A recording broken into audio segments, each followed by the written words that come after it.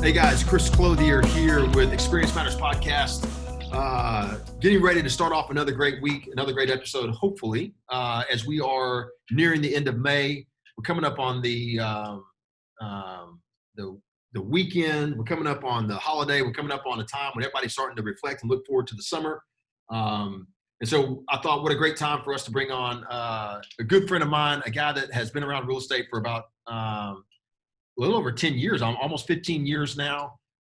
Worked with our company, friend of our family as well.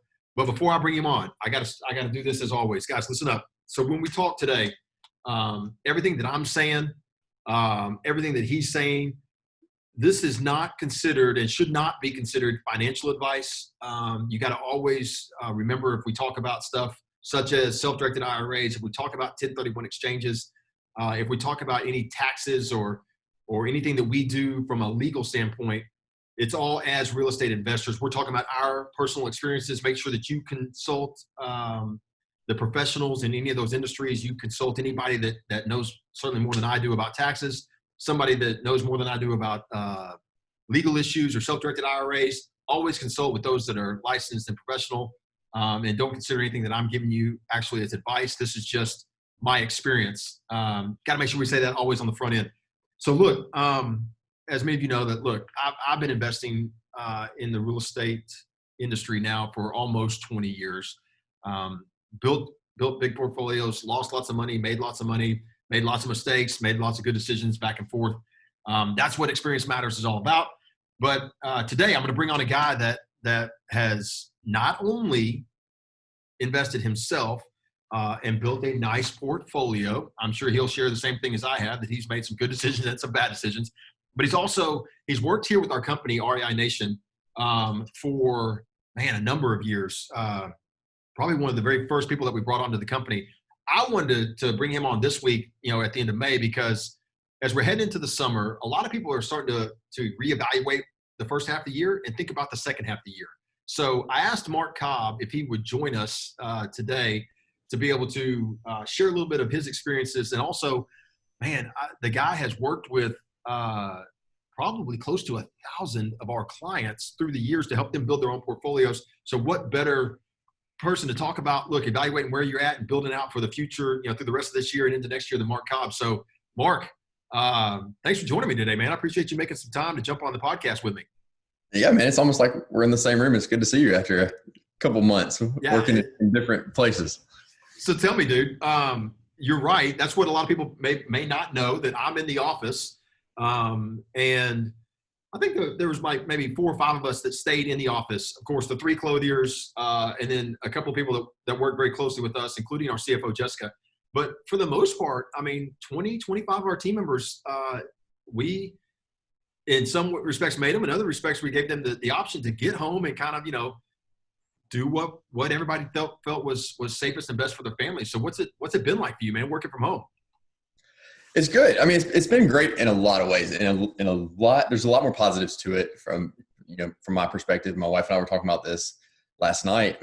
We've never felt as close to our kids as we do now. I can certainly say that. My wife, Britt, she works from home, full time. So it's less of she had to adapt to having me at home much less than she had to adapt to working from home. For me, it was a huge adjustment, but it's been great. The kids are loving it. They're loving having mom and dad home. So it's cool. For some reason, they still wake up very excited to see me every morning.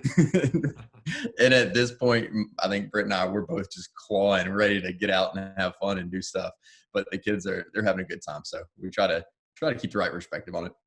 We've shared a lot of, we've been sharing some conversation in our private Facebook group called REI Nation, Profiting from Passive Real Estate, about, what's this COVID-19 thing going to do to the commercial real estate market? What's it going to do to the office real estate market?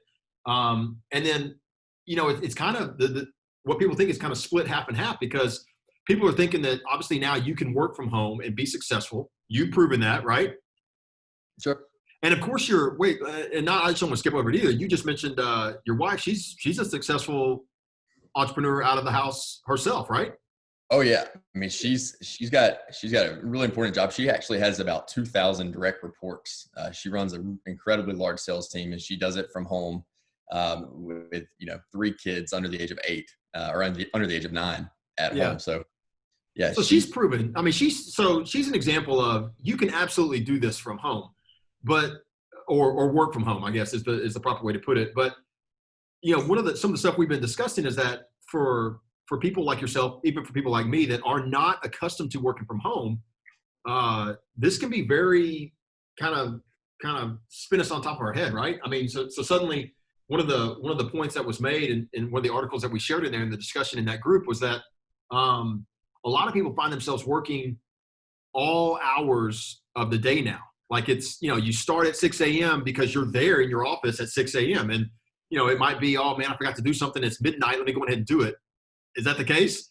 It's funny because my initial answer when you asked me what's it like being at home, if I wasn't trying to spin it into a positive, my initial answer would have just been, it's exhausting. It's really tiring because someone always needs a snack, or someone always just spilled a snack. Somebody always just, needs a Band-Aid, or somebody needs a punishment for causing a situation where someone else needed a Band-Aid. So it's one of those where, you start, stop.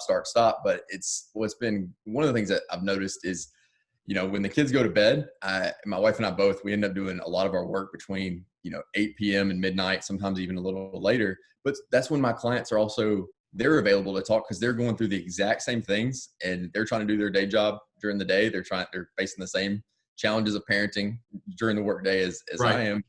They're able to free up and actually, look at investment real estate after the kids go to bed. And so, that actually has lined up really well. It's been interesting, but and to be fair, you've always worked those hours, right? I mean, yeah, totally. It's always, what I do has always been a 24/7 job. When you have, a high percentage of your clients on the West Coast in Hawaii, when they're getting home, when my Hawaiian clients are getting home from work, that's almost midnight our time. And, I remember 10, 12 years ago when you and I were that's what I was going to say. Yeah, go ahead. You probably tell it better than I do, but I remember multiple midnight webinars where you and I would order pizza, go get, a 6-pack of cola and record it.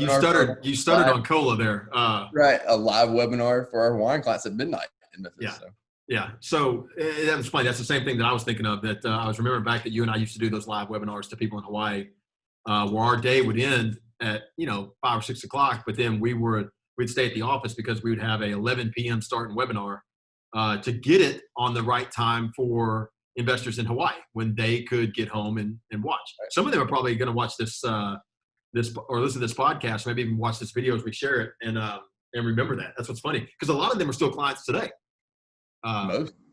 That's interesting. All right, dude. So listen, with all that, I mean, I know that this has been it's kind of created a topsy-turvy world for all of us. But everybody that I've been talking to here lately, I've been asking them, what's changed? What have, now that we have a different environment, what's changed for you? Have you picked up any new hobbies or habits or anything in this time? I don't know if I'd call it a new hobby. One thing that I've really kind of gotten into a little bit, and my wife has been super tolerant, but I think she's about reached her max capacity of my home improvement attempts. But one of the first things we did was I was actually following one of our vendors that we use at the company on Instagram. It's all power washing videos and before and afters, and I started thinking like, that looks awesome. So that was one of the things that I did when we started this whole thing back in March. Went out to Home Depot, ordered online, got a pressure washer, and my oldest son and I have a lot of brick on our property, so we've gone to town. So done that. We've had some attempts at staining some furniture, some outdoor furniture, which didn't go perfectly. Yeah, that's not quite the same as power washing.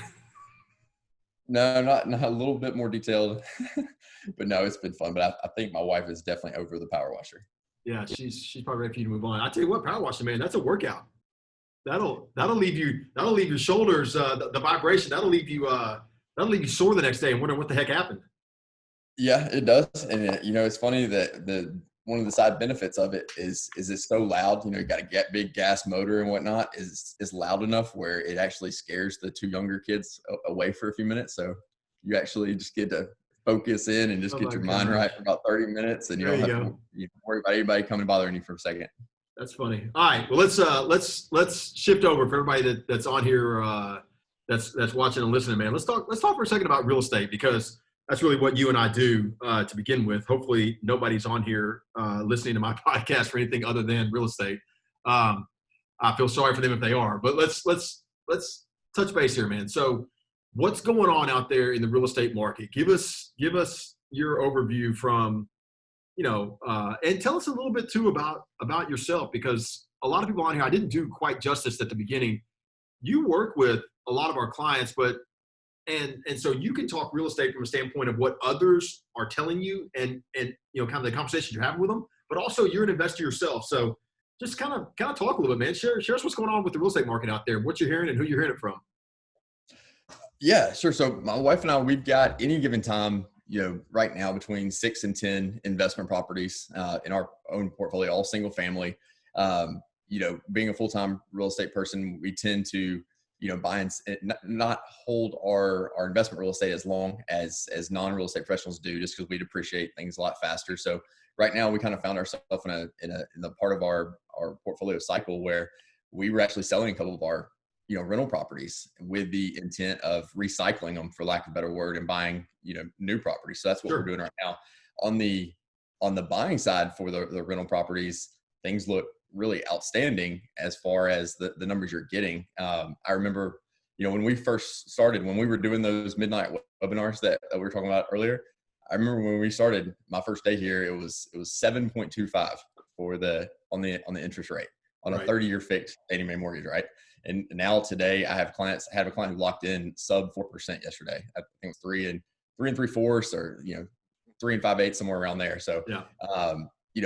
On the buying side, what that enables you to see better cash flow, or basically there's as good a deals out there in terms of the numbers as I've seen in 5-6 years in almost all of our markets.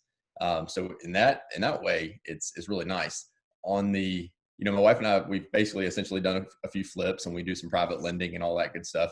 But when we're selling these rental properties, which you could equate to them being basically a long-term flip, it's actually been more challenging. One of our properties was scheduled to close that we were selling back in March. I think it was March 12th, and we had put this property under contract back in February. And the closing has actually been delayed, and we still haven't closed. We were scheduled to close again today, and then now it's pushed to Tuesday. But what happened was, the buyer was using an FHA loan, and the minimum credit requirements were increased. And suddenly a guy who has had a very stable job with the utility company here in Memphis for 7 years, his salary didn't change. Really, he didn't do anything different during the credit process, but he went from, qualifying with a 640 to suddenly not qualifying when the FHA increased to 670. So where I'm going with that is, there's certainly some challenges on the flip, on those who are doing the flip on the full time, possibly a smaller qualified pool for buyers, for your projects when you're selling. But on the buy side, those who are in acquisition mode, if you are comfortable with, like everything else is risk reward. If you are comfortable with what you're seeing and you're comfortable that you're going to be able to rent property and keep it rented right now, if you're in an acquisition phase, it's probably the best time to be in that phase that I've seen in 5 or 6 years, just professionally speaking, and and personally speaking for my wife and I, and being in that phase right now. All right. So, but a couple of reasons why. Like, is it because of a mix of interest rates? Is it because so many investors have themselves second guessed and decided to pull back? Is it, for those that, and I know you qualified it, you said those that are ready to move forward, those that are prepared, or that their portfolio lines up. I mean, it's a great time to buy. Mm-hmm. Why? Well, you're exactly right. It's not just interest rates, although that is a big piece of it. We haven't seen any fluctuation in pricing because right. That's a longer buying cycle and whatnot. We haven't seen foreclosures, nor maybe we will not, but I don't think it would be in large waves. Certainly not like nothing we saw 10, 12 years ago. Right. But a lot of folks who are kind of sitting back and waiting, that's great. There's a lot of wisdom to that and whatnot. But if you are the first one who's coming out of that waiting period, if you're the first one pulling the money out of your mattress, there's going to be a big benefit, to you because of the available inventory that is out there right now to come in and get first shot at, some really, right now, for example, I probably have more properties that were, if you are into a certain market or if you have criteria where you would love to have a house that was built after, 1990, which is more or less pretty rare on what we do. Most of the markets where we invest, the average age of the property is 1965, 1970 to 1990. And we're talking, when we say we've switched over to, we're talking REI Nation at this point. And I'm probably going to switch back and forth. Yeah, I know, yeah. No, I just want to make sure that everybody kind of gets that, because, so go ahead. This is really stuff where you're helping people. Yeah. So, if someone was wanting to jump on a property that was built after 2000, today, I think I have multiple of those properties available, whereas usually it would be, the one property that comes out like that every other week or once a month, whatever the number is. I've got 4 people who are boat racing and all want to jump on it. So right. if you're still, the quote unquote scared money, which I'm not trying to say anybody's scared, but if you're still have your money under your mattress, that's great. I'm not trying to talk you out of it. But for those who are brave enough to recognize that it's still business as usual in the markets that we invest in by really, design, we went into these markets because they're not big volatile markets, especially Memphis. We've already been through a down cycle in the economy, and we saw 10, 12 years ago, we still rented properties. Yeah. We didn't have a single client who lost a single dollar. I'll qualify that by saying they had to hold on to the property, right? It was still cash flow the whole time. So if you're the first person to pull your money out of the mattress or out from under the mattress right now, there's incredible, opportunity that on rare inventory, such as an example of, properties that were built after 2000. Right. So look, I'm gonna qualify that real quickly with something that I decided to go back and grab my notes from yesterday. So again, talking about REI Nation. So REI Nation has a management company called PPMG, Premier Property Management Group. It operates in Memphis. PPMG of Texas operates out of Dallas. And those 2 companies manage all 6,000 properties for us in the 7 cities. All right. I don't know if you knew this, because this comes out of our executive meetings, but right now, as of 1 p.m. yesterday afternoon, we had 79 houses available for rent across the 7 markets. That's it. We're managing 6,000 houses. So then we dug a little deeper, because we don't want that number to be misleading. There are some investors who have a property that had a vacancy maybe March, April, or even early May, that right now is in the process of being renovated and already rented, but waiting to close. All right. So we went back and we said, I want to know what that number is. It was yesterday, and of course that number changes each day, but it was 37 houses. So 37 and 79, you ended up with 126 properties that are truly vacant right now. That's it. That's right at, if I do my math right, that's right at 2%, 126 of 6,000. Is that even 2%? I'm getting confused with my math. That's close to 1. So it's crazy right now. To your point, those investors that are purchasing right now, we got asked this yesterday on a live video that we did. Those investors that are purchasing right now, what they're finding, one of the reasons why it may be a really, really good time is the reality is there's less volatility in the market. If COVID-19 has done anything, it has gotten our residents to say, look, I really want to stay. I don't want to be transient. Like, I'm not looking to move. I'm not looking to cause any waves. I want to be in my property, safe and secure. We've seen, contrary to what was being reported, and we're not gonna go political, period. But there was a lot of media out there that was saying that people weren't going to pay rent. There was a lot of fear. Some of that was coming from Wall Street. What was going to happen? Nobody was going to pay their rents. We were going to see massive delinquencies. For us, we found the exact opposite. Part of that is the way we manage property. You and I know that.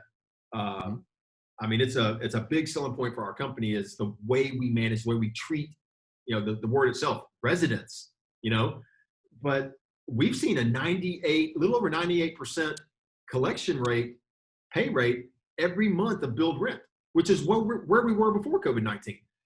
But the real challenge, the real change to it has been, we've seen this upsurge in applications from people that want to get into a really high quality single family home, and they want that 2 or 3 year term, lease term. They want to be like they do not want ripples in the housing. They want to get me safe and secure. So it's been crazy. We're actually at the lowest point of vacancy that we've ever been. So, to your point, those that are buying now, they're getting into a period of stability. We'll use that as a great word. It's where it seems like it should be more volatile. It hasn't been. No, and to your point, I would circle back to two things. A lot of it has to do with the acquisition strategy that we had as a company and the due diligence and choosing which markets we went into. And I mean, I think we can talk about that for an hour, but specifically staying on the property management, I think it's a testament to the strength of the our typical renters, our avatar, if you will, is a dual income family with kids. Right. As a company, we stick to properties, on the acquisition side, because that we only want to manage properties that have a minimum rent of X amount, in each market, whether that's $850, $900 in Memphis, whatever, and, $1,200 in Dallas or whatever it is.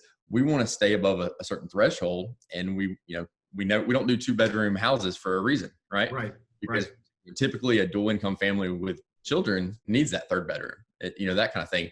So, you think about the mindset of that family that's going to rent, and they want the same thing that a prospective homeowner wants. Right. Talking about stability, they want at the nicest available rental properties, and they want to be there for a long time.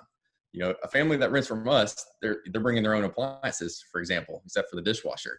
It tells us when someone is applying to rent a property, if they're willing to go spend $1,000, $2,000 on appliances, that's a pretty solid indicator to us that not only are they living above means of paycheck to paycheck, that they have some discretionary income, but specific to this conversation, it's a really good indication that they want to be there a long time. Absolutely. And so, look, for listeners on here that somebody that might be interested in buying in Indianapolis or Cleveland or Philadelphia or Phoenix, wherever it is you're interested in buying single family homes, you just gave people a really clear indication of what they should be looking for. For us, this is what we believe in. Now, everybody can, somebody could go buy two bedrooms all they want, but you said that again, that dual income earning household, right? Right. Looking for family homes with kids, right? Same thing a prospective home buyer would want. Nice neighborhood, fenced in backyards, those kind of things. And what does that lead to long term? Stability. And that's what lack of volatility on the cash flow side, on all of it. Yeah, if you think about investors that are doing what you and I do, because you and I are long term buy and hold investors. Our company works with long term buy and hold investors. I don't know if there's a better definition for what you should look for. I mean, a stable investment that is going to be in high demand and occupied, for the long term. God, is there anything better you can look for? I'll tell you, over the last month, especially, I've had probably 5 conversations that were virtually identical in nature with clients of mine, talking about it. They have existing portfolio with us. So they have multiple properties with us across markets, but they also actively manage properties that they own in their own local markets. Yeah. And we're going to see a huge uptick in 1031 exchanges over the next 2 to 3 months from clients who are ready to throw their hands up and say, it was easy in good times to keep my own properties rented and actively manage, but with uncertainty and my local residents facing furlough or being late, it's causing me to spend a lot. There's a lot of sleepless nights involved, a lot more stress, and it's a lot more time inclusive for them to chase their rent money and whatnot. So there's a lot of clients that have told me almost verbatim the same thing: is I'm getting out of the active management. I'm going to shift to entirely passive. Well, we've certainly seen an uptick in 1031 exchange properties, both from existing clients and just from investors in general that are reaching out and just chatting up to see what's going on out there in the marketplaces, because they are looking to get out of both active investments, but also higher priced markets that are more volatile, to your point. I think a lot of people are forecasting a downward,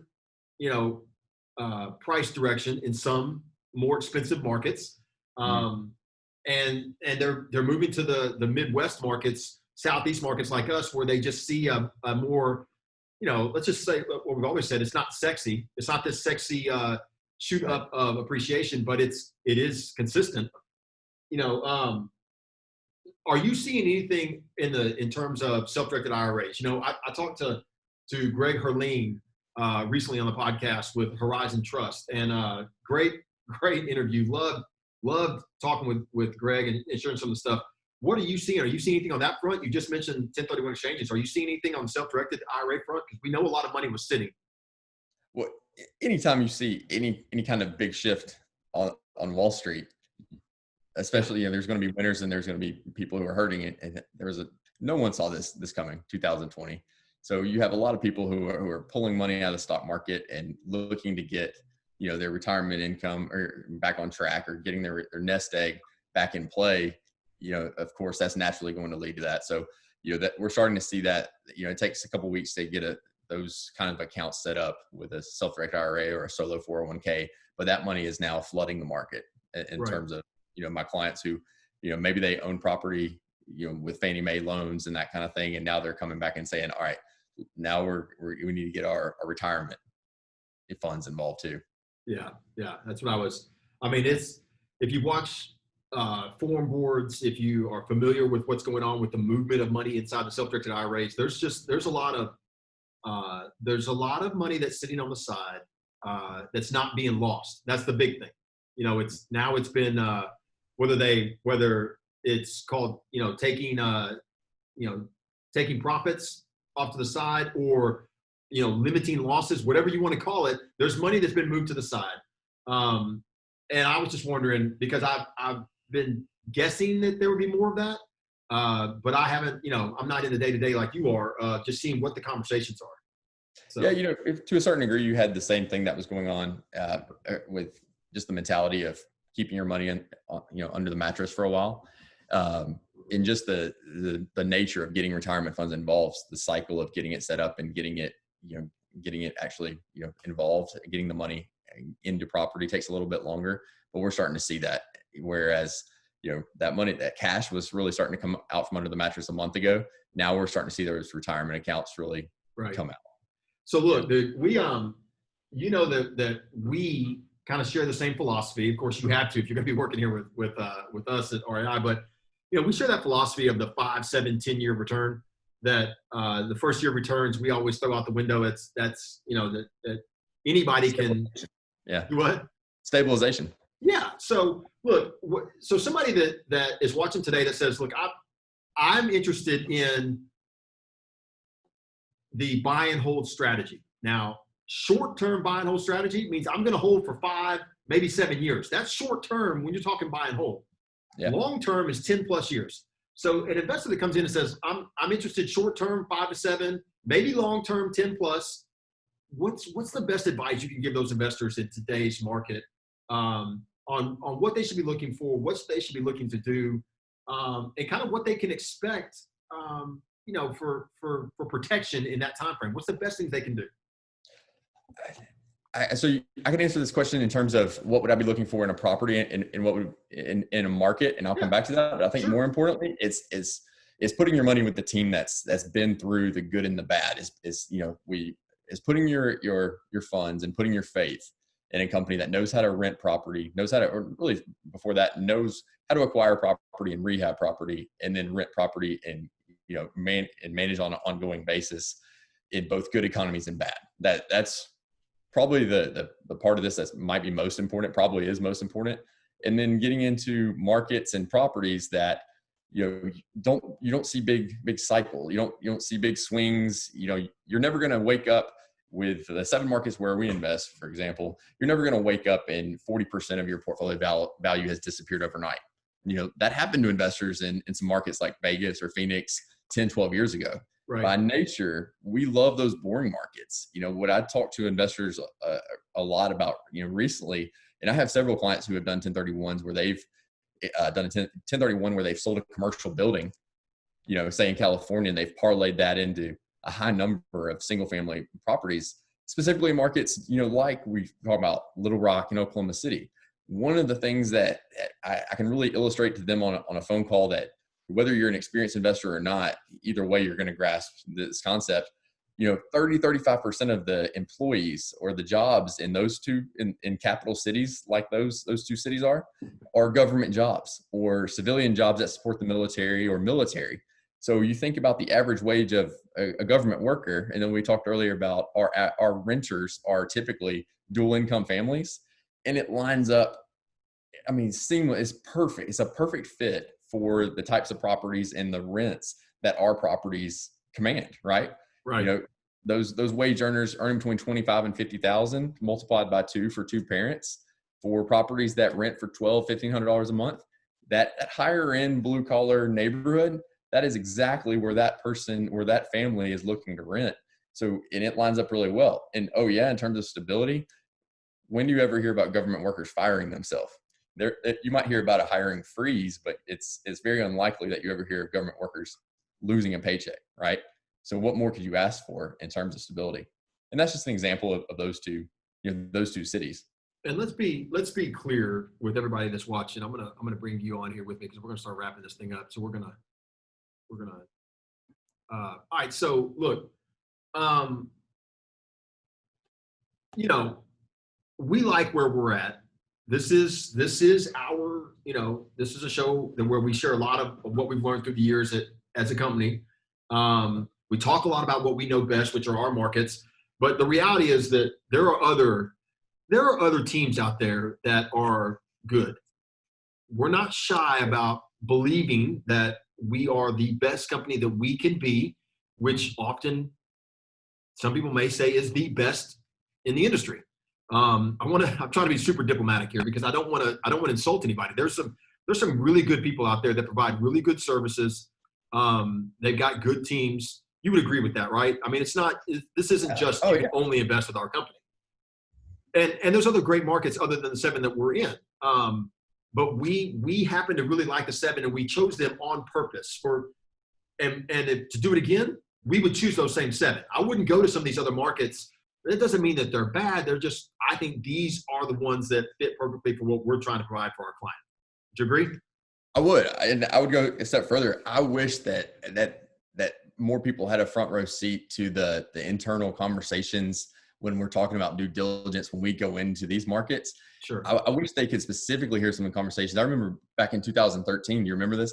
I took a month off of my, basically my day job and did the due diligence package on Houston. And at the same time, you did Nashville.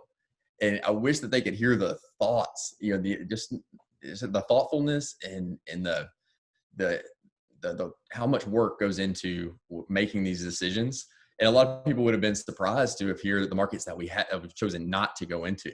Right. And Nashville was a good example of that. Which Nashville it's a great market. What a great city. Sure. But it's not good for us. It's not good. Thank God we didn't go. That would have been a huge mistake for us. Very quickly, that market got so hot that we would have never been able to continue to get properties that cash flow over there without spreading out into a 2-hour radius, which would have been a logistical nightmare on the property management side, specifically in that market, because they don't have the infrastructure to support it. Right. No, man, that's a great point. So look, for everybody that's listening to us today, watching on the video, I really do appreciate you coming on. You'll come back on again, right? Yeah, man. Anytime you ask. Yeah, I know. So look, I think it's great for anybody that's listening to our show to be able to hear from actual investors. Of course, in your particular scenario, you're somebody that's not only an investor, but again, I'm not sure what the number is, but it might be over 1,000 long-term passive investment clients that bought properties with you. You've assisted them with building their portfolios. Would you agree with that? Yeah, I think that number's probably accurate. It's got to be close, right? Yeah. I mean, I know that you haven't kept tabs through the years, but it's got to be close to that. So, I mean, you're a guy that just through the conversation can tell people that, the investors that have done well and how they've done it. And there's been investors that we've missed the mark with because, we felt like we did a good job of preparing them, but ultimately in the end, this was the wrong investment for them. And you and I both know that's true too. So you would be just a great resource for people to hear from and understand that, hey, there's a right mentality. There's a person that's going to do really, really well in this investment. And there's an investor that's not. And probably the biggest advantage that you have over, anybody else in this industry is that you've worked with so many that you can tell an investor, this is not the way to go, right? Yeah, I feel like I have the ability to say that. I feel like I've earned that. Of Been course. with you guys, I guess 13 years this month. I mean, I remember you and I sitting at your house when you moved back to Memphis, and you and I wrote the script for the original Memphis Invest website. So if anybody does, I feel like I have that credibility. Are you trying to say that if we've messed anything up, it goes back to me? Yes. 13 years ago? Definitely. Okay. All right. I'm with you. All right. So, hey, man, I appreciate you coming on here. I know that this has probably been a good little respite. Tell your wife thanks for letting you jump on here and not have kids bouncing across your lap as you're trying to do your thing. I'm shocked that you haven't heard anything. Yeah, no, it's been great. And I know that anybody that's listening on this is going to appreciate the insights that we've shared. Look, I will let you get back to what you're doing today. I will definitely have you on here again because I'm quite sure anybody that's listening, they're going to want to hear some updates on the markets and updates on what's going on. Look forward to having you back in the office soon, dude. As soon as it's good for everybody. And until then, man, take care of yourself. All right, you too. Thanks. All right, brother. Thank you, man. And guys, that wraps up our Experience Matters podcast today. Thank you very much for everybody for joining us. Thank you everybody for spending some time listening to us. I know that Mark joining me here today has been very, very beneficial to everybody. Don't forget, guys, we're trying to bring you a new episode of the Experience Matters podcast every single week. We will do our best to try and hit topics that are good to everybody out there. Give you some good advice, give you some good input, give you some good feedback on what we're seeing out there. Feel free to send us any questions that you may have. Throw topics out at me that you want me to cover as I do this week to week. And until then, everybody, be safe, take care of yourself. We'll see you next time. Thanks a lot.